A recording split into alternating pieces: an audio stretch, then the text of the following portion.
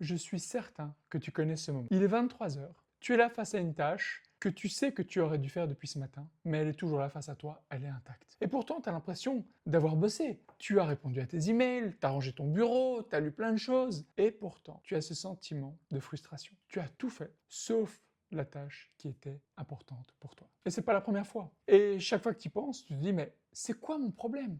Alors je t'arrête tout de suite. Le problème, ce n'est pas toi. Ce qu'on appelle communément la procrastination est en réalité une réaction de défense. C'est ton cerveau qui te veut du bien et qui te met à l'abri d'une menace qu'il perçoit. Alors la bonne nouvelle dans tout ça, c'est quoi? C'est qu'une fois que tu comprends ça, tu peux le désamorcer. Et justement, reste connecté parce que dans cette vidéo, je vais te montrer une méthode qui va te permettre de passer à l'action, de désamorcer cette menace perçue et de ne plus procrastiner. Je suis Simon Taria, je suis formateur en Lean Management, j'ai formé plus de 1500 personnes, et également coach en productivité pour lequel j'ai accompagné plus de 100 personnes. Et sur cette chaîne, tu trouveras des méthodes, des stratégies, des outils pour vivre mieux, en bonne santé et être plus efficace, être hyper efficace. Ce que personne ne t'a expliqué, c'est que quand tu procrastines, ce n'est pas un problème de volonté. C'est une petite zone dans ton cerveau, dans ton système limbique, qu'on appelle l'amygdale, qui est un peu ton système d'alarme en fait, qui s'active. Elle détecte une menace, qui peut être réelle ou perçue, et elle te fait fuir. Si tu es hypersensible, ce signal d'alarme est réglé plus sensiblement que la moyenne.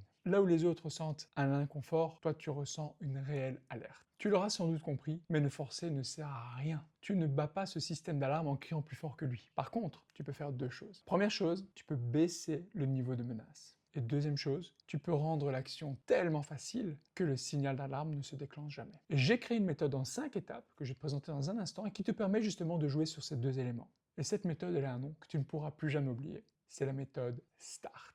Allez, c'est parti.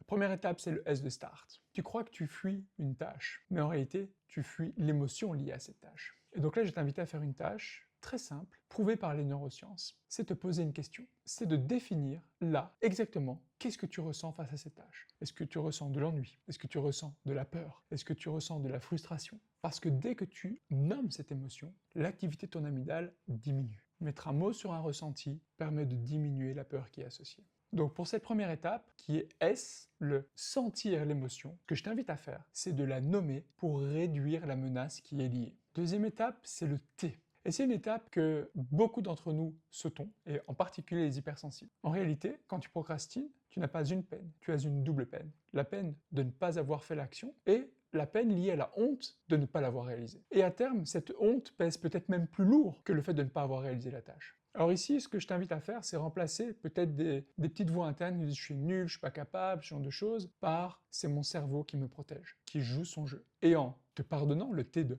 te pardonner, tu réduis l'inconfort. Et un cerveau qui ne se sent plus jugé, arrête de fuir. La troisième étape, c'est le A. Ici, il faut bien comprendre que ton cerveau il va paniquer devant une tâche qu'il perçoit comme étant énorme, comme une montagne à gravir. Exemple, créer une offre. Il est beaucoup plus calme si face à lui, il a ouvrir un document et écrire une première phrase. Et c'est là toute l'astuce. L'idée, c'est de casser cette montagne imposante en un escalier et d'avoir devant toi clarifié quelle était la toute première marche à faire. Donc au lieu de dire je vais rédiger ma page de vente, dis plutôt j'ouvre un document, un Google Doc et j'écris la première ligne. Face à cette marche minuscule, l'amygdale ne peut pas s'activer, elle ne reconnaît aucune menace, et donc elle te laisse avancer. Dans cette troisième étape, le A de atomiser la tâche, ton objectif n'est pas de terminer, mais de débuter. Et tu sais quoi? Dans 9 cas sur 10, le plus dur c'est de commencer. Une fois que tu es commencé, en fait, tu vas continuer. Place maintenant à la quatrième étape, le R. Et cette quatrième étape, elle est vraiment décisive dans ta capacité à passer à l'action concrètement. Au lieu de te dire avec une injonction, il faut que je m'y mette, ou je dois commencer, définis clairement quand, où et comment tu vas réaliser la tâche. Au lieu de dire je la ferai cet après-midi, dis plutôt demain matin,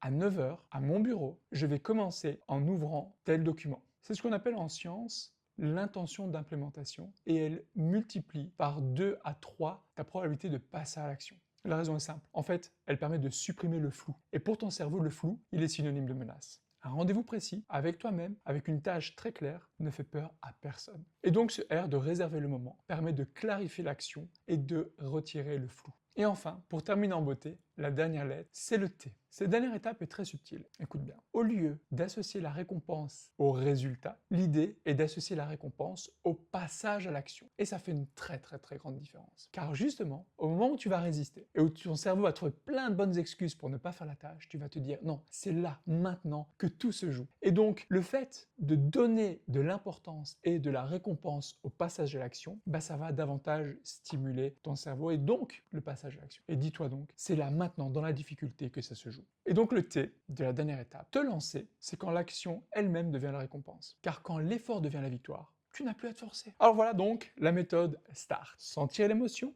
te pardonner, atomiser la tâche, réserver le moment et te lancer. 5 gestes pour démarrer quand tout te dit non. Or tu verras, cette méthode START, elle fonctionne autant par son efficacité que par sa simplicité. Et s'il te plaît, je t'invite à partager dans les commentaires l'expérience que tu auras eue en la testant. Alors évidemment, pour que cette méthode fonctionne, il est important que ton niveau d'énergie soit élevé. Et si tu as besoin d'augmenter ton niveau d'énergie et de le rendre plus durable, je t'invite à regarder cette vidéo dans laquelle je t'explique les 6 leviers qui sont fondamentaux, qui sont sous ton contrôle, interconnectés, très personnels et qui te permettent d'optimiser ce niveau d'énergie. Et d'ici là, bon passage à l'action, bon start.